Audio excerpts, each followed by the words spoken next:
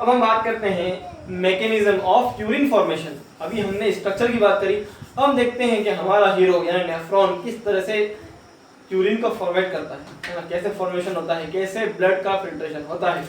और हमने बात कही थी कि यूरिन फॉर्मेशन में देखो दो चीजें हैं, दो चीज जरूरी है इस एस्केरी सिस्टम में। एक है फॉर्मेशन ऑफ यूरिन, और फॉर्मेशन ऑफ यूरिन क्यों होता है? From the filtration of blood. तो फिल्ट्रेशन ब्लड भी जरूरी है और साथ में यूरिन का फॉर्मेशन भी जरूरी है, ठीक। तो जब ब्लड के फिल्ट्रेशन की बात करनी है तो सबसे पहला जो स्टेप होगा वो होगा ग्लोमेरुलर फिल्ट्रेशन। देखो यहाँ बात करते हैं ग्लोमेरुलर फिल्ट्रेशन क्या होता है, कैसे होता है। ग्लोमेरुलस जो कि एफरेंट आर्टेरियोल्स से कैपिलरीज, एफरेंट आर्टेरियोल्स की कैपिलरी से बना है ना। यहाँ पर क्या होगा कि ब्लड आएगा और ब्लड जिस प्रेशर से आएगा यानी कि जो ब्लड प्रेशर होगा उसी ब्लड प्रेशर से यहाँ पर फिल्ट्रेशन होगा। यानी कि ये जो कैपिलरीज है ये बहुत ज्यादा परमेबल है ना। यहाँ पर 3 लेयर है और 3 लेयर से बहुत ही बेहतरीन फिल्ट्रेशन होगा, जिसको बोलते हैं अल्ट्रा फिल्ट्रेशन। कैसे होगा? यहाँ पर ये ब्लड वेसल्स है, ब्लड वेसल्स की एंडोथेलियम, और इसके बाद में एक बेसमेंट मेम्ब्रेन होती है बीच में, और उसके बाद में थर्ड जो लेयर है वो है हमारी बोमेन कैप्सूल की एपिथेलियम, ठीक। तो यहाँ पे 3 लेयर्स हैं, इन 3 लेयर्स से ये ब्लड फिल्टर होगा और ब्लड फिल्टर होकर कहा जाएगा इफरेंट आर्टरीज में, ठीक है ना। ये है एफरेंट और ये है इफरेंट, इस इफरेंट आर्टरी के अंदर चला जाएगा।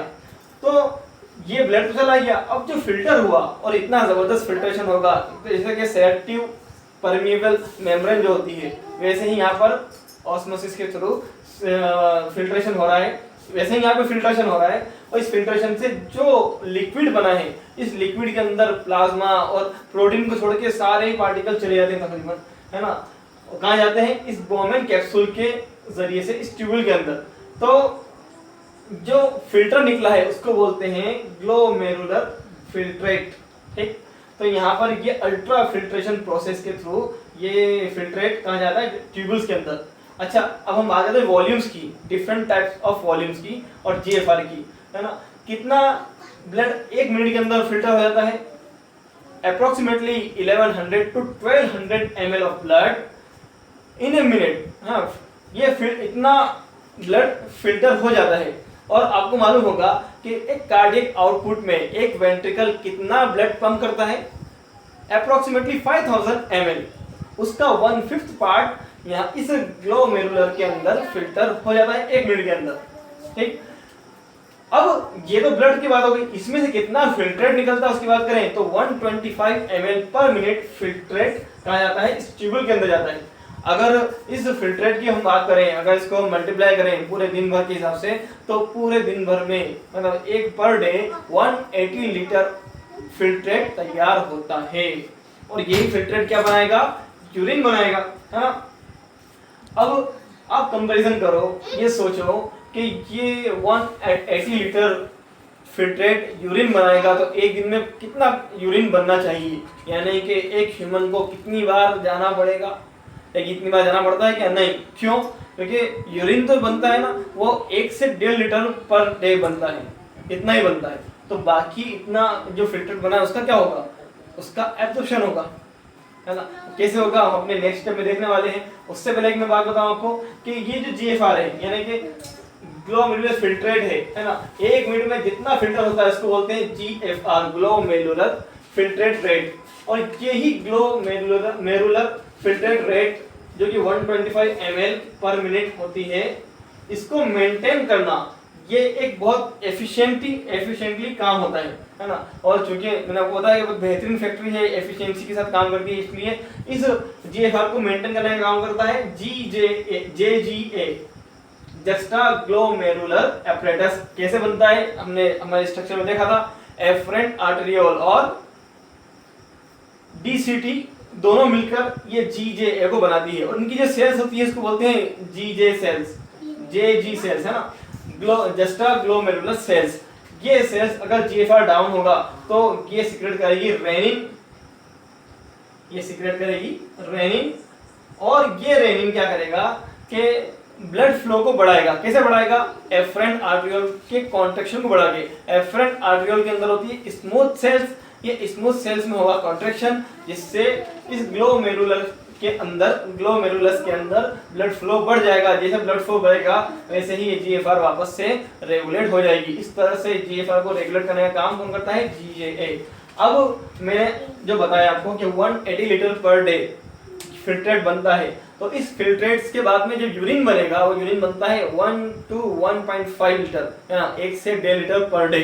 तो बाकी फिल्ट्रेट का क्या होता है? वापस से एब्जॉर्प्शन होता है, इसको बोलते हैं रीएब्जॉर्प्शन। तो सेकंड पार्ट है रीएब्जॉर्प्शन, सेकंड स्टेप है यूरिन फॉर्मेशन में। ये कहाँ होगा? रेनल ट्यूबुल्स में होगा। इधर आ जाओ, देखो ये रेनल ट्यूबुल्स है। इसका फर्स्ट पार्ट क्या है? PCT, then loop of Henle, then DCD and then collecting tube. अब इसकी बात करते हैं। देखो रीएब्जॉर्प्शन में क्या होता है? जो रेनल ट्यूबुल्स है ये एक्टिव और पैसिव दोनों प्रोसेसेस के थ्रू क्या करती हैं कि एब्जॉर्प्शन करती है। ठीक, यहाँ पर होती है ट्यूबुलर एपिथेलियल सेल्स। इसका फर्स्ट पार्ट है पीसीटी। ये पीसीटी में मेन जो इलेक्ट्रोलाइट्स है और जितने न्यूट्रिएंट्स है, तो मेन न्यूट्रिएंट्स और 70 to 80% इलेक्ट्रोलाइट्स का एब्जॉर्प्शन, रीएब्जॉर्प्शन इसी पीसीटी के अंदर होगा through the simple cuboidal brush border epithelium. ये ब्रश बॉर्डर एपिथेलियम इसके सरफेस एरिया को बढ़ाती है जिससे एब्जॉर्प्शन एफिशिएंटली हो सके। और यहाँ पर maintenance of pH and ionic balance का भी काम होता है, यानी कि पीएच और आयनिक बैलेंस बना रहे, इसके लिए ये पीसीटी क्या करती है? सेलेक्टिव सिक्रेशन करती है H+ का, K+ का और अमोनिया या यूरिया का, ताकि ऑस्मोल रेगुलेरिटी बनी रहे और यह पीएच और आयनिक बैलेंस भी बना रहे। तो ये कहा है पीसीटी का। ठीक, अब बात करते हैं नेक्स्ट पार्ट की, हेनलेस लूप की, जिसके हमने दो लिम्स देखी थी, एक है डिसेंडिंग लिम्फ, एक है असेंडिंग लिम्फ। और इसके चारों तरफ क्या होती है? ये इफरेंट आर्टरीज की कैपिलरीज, जिसकी सबसे लोअर ब्रांच जो है इसको बोलते हैं वासा रेक्टा। ये वासा रेक्टा की भी डिसेंडिंग और असेंडिंग दोनों लिम्स होती है, ठीक है, जो कि इस हेनले लूप के साथ साथ चलती है। तो हेनले लूप में डिसेंडिंग लिम्फ में क्या होगा? ये डिसेंडिंग लिम्फ ये कॉन्स्ट्रिक्ट ट्यूब होती है, यानी कि एक संकरी ट्यूब होती है और H2O के लिए परमीबल होती है, लेकिन इलेक्ट्रोलाइट्स के लिए परमीबल होती है क्या? नहीं होती है। तो क्या होगा? जब H2O बाहर जाएगा, है ना, H2O का एब्जॉर्प्शन हो जाएगा, तो इसके अंदर जो फिल्ट्रेट है बताओ क्या वो कंसंट्रेट नहीं हो जाएगा? कंसंट्रेट हो जाएगा। और वही कंसंट्रेटेड फिल्ट्रेट कहाँ जाएगा? Ascending lymph of Henle's loop में चला जाएगा। ठीक, तो अब असेंडिंग लिम्फ जो होती है ना, यहाँ पर बहुत मिनिमम एब्जॉर्प्शन होता है। इसके अंदर दो टाइप, ये असेंडिंग लिम्फ जो है इसमें दो टाइप की ट्यूब होती है, एक है थिन ट्यूब, एक होती है थिक ट्यूब। ठीक, तो यहाँ पर मिनिमम एब्जॉर्प्शन होता है। इसकी सिग्निफिकेंस क्या है कि ये हाई ऑस्मोलैरिटी मेंटेन करने में ये हेल्प करता है। किसकी? मेड्यूलरी इंटरस्टिशियम की। मेड्यूलरी पिरामिड्स है, हमने बताया था हेनले लूप कहाँ होता है? ये मेड्यूलरी पिरामिड के अंदर धसा होता है ना। तो उस मेड्यूलरी पिरामिड्स के अंदर जो इंटरस्टिशियल फ्लूइड होता है, यानी कि उसकी सेल्स के बीच में जो स्पेस है वहाँ पे जो फ्लूइड है, उसके अंदर हाई ऑस्मोलैरिटी बनाने के अंदर ये असेंडिंग लिम्फ का बहुत बड़ा हाथ होता है। ओके, ये H2O के लिए बहुत कम परमीबल होती है, लेकिन इलेक्ट्रोलाइट्स के लिए परमीबल होती है, यानी कि इसमें इस लिम्फ में से इलेक्ट्रोलाइट्स बाहर चले जाएंगे, चाहे एक्टिवली जाए चाहे पैसिवली जाए। और एक्टिवली और पैसिवली जाके क्या करेंगे कि जो मेड्यूलरी इंटरस्टिशियल फ्लूइड है इसकी ऑस्मोलैरिटी बढ़ा देंगे। अब यहाँ पर क्या होगा कि जब यहाँ पे H2 तो परमीबल नहीं हुआ, लेकिन इलेक्ट्रोलाइट्स बाहर चले गए, तो आप ये बताओ क्या सर ये जो फिल्ट्रेट है वापस से डाइल्यूट नहीं हो गया? ये डाइल्यूट हो गया। डाइल्यूट होकर कहाँ जाएगा? डीसीटी में। और डीसीटी का काम सेम पीसीटी के जैसा है। यहाँ पे सेलेक्टिव सिक्रेशन होगा, यहाँ पे कंडीशनल रीअब्जॉर्प्शन होगा, और वही काम जो पीसीटी में हुए थे H+ और maintenance of pH and ionic balance H+ और K+ के थ्रू और NH3 के थ्रू, वो सारा काम डीसीटी में होगा। अब उसके बाद में ये फिल्टर जाएगा कलेक्टिंग डक्ट में। ये डक्ट कॉर्टेक्स से लेके मेडुला तक एक्सटेंड होती है, यानी फैली होती है ना। और यही डक्ट है जिसके अंदर H2O का मैक्सिमम एब्जॉर्प्शन होता है। और ये जो डक्ट है ये स्मॉल अमाउंट ऑफ यूरिया को भी अलाउ करती है, यानी कि स्मॉल अमाउंट ऑफ यूरिया ये कहाँ जाएगा? ये जाएगा इस कलेक्टिंग डक्ट के थ्रू इंटरस्टिशियम ऑफ मेडुला, और मेडुला का ऑस्मो रेगुलेशन बढ़ाने का काम करेगा। तो ये काम हो गया।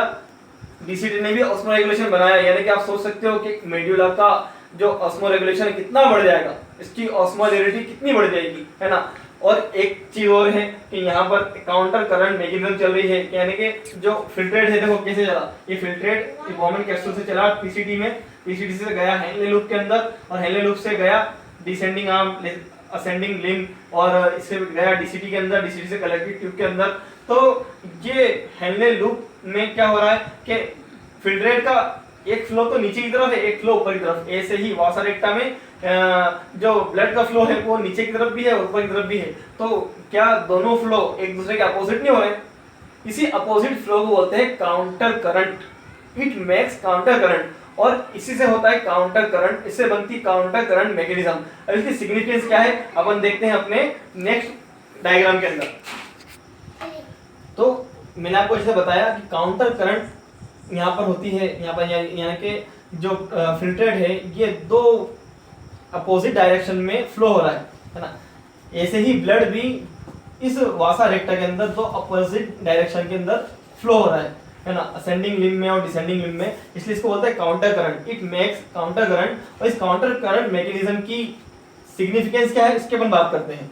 इट मेक कंसंट्रेशन ग्रेडियंट, है ना, यहाँ आप देख सकते हो ये कॉर्टेक्स पार्ट में 300 मिली ऑस्मोल पर लीटर जो ऑस्मोलिटी है, इससे ये कहां तक पहुंच गई, 1200 मिली ऑस्मोल पर लीटर इनर मेडुला के अंदर। कैसे पहुंची उसको अपन देखते हैं। होता क्या है कि ये जो हेनले लूप है, हेनले लूप की जो असेंडिंग पार्ट है, असेंडिंग पार्ट NaCl के लिए परमिबल होता है, जैसे मैंने आपको बताया था, ठीक है। तो यहाँ NaCl कहाँ जाएगा, डिसेंडिंग पार्ट ऑफ वासा रेक्टा, और डिसेंडिंग पार्ट से जब ये ब्लड असेंडिंग पार्ट में बचेगा वासा रेक्टा के, तो ये असेंडिंग पार्ट क्या करेगा कि जो मेडुला का इंटरस्टिशियम है उसमें NaCl प्रोवाइड कर जो है ट्रांसपोर्ट कर देगा।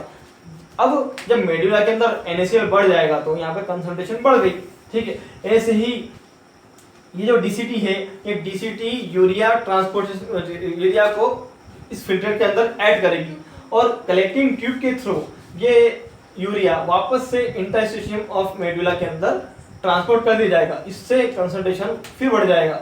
तो इस वजह से क्या होगा कि कॉर्टेक्स में जहां 300 मिली ऑस्मोल पर लीटर था, आउटर मेडुला में ये 600 मिली ऑस्मोल होगा, और इनर मेडुला के अंदर 1200 मिली ऑस्मोल पर लीटर तक पहुंच जाएगा। इसका सिग्निफिकेंस ये है कि इसी की वजह से ये कलेक्टिंग ट्यूब से जो है यूरिन कंसंट्रेट होकर वाटर के साथ में घुलकर आगे बढ़ पाएगा। और इस मैकेनिज्म की वजह से, इस कंसंट्रेशन ग्रेडियंट के बनने की वजह से एक ह्यूमन किडनी जो मेन फिल्ट्रेट था उससे 4 गुना ज्यादा कंसंट्रेट यूरिन पास कर सकता है, 4 गुना ज्यादा कंसंट्रेटेड यूरिन बना सकता है। तो ये होगी बात फॉर्मेशन ऑफ यूरिन की। अब हम हमारे नेक्स्ट वीडियो में बात करेंगे रेगुलेशन ऑफ यूरिन फॉर्मेशन और यूरिन जो मिक्सचरेशन होता है उसका रेगुलेशन किस तरह से होता है, किस तरह से हार्मोन्स और नर्व्स इसमें जो वर्क करती है। अगर आपको ये वीडियो समझ में आया, अच्छा लगा, तो इस वीडियो को जरूर लाइक करें और शेयर भी जरूर करें, कमेंट जरूर करें, और साथ में हमारे चैनल को सब्सक्राइब करें और बेल आइकन को हिट जरूर करें ताकि नए नए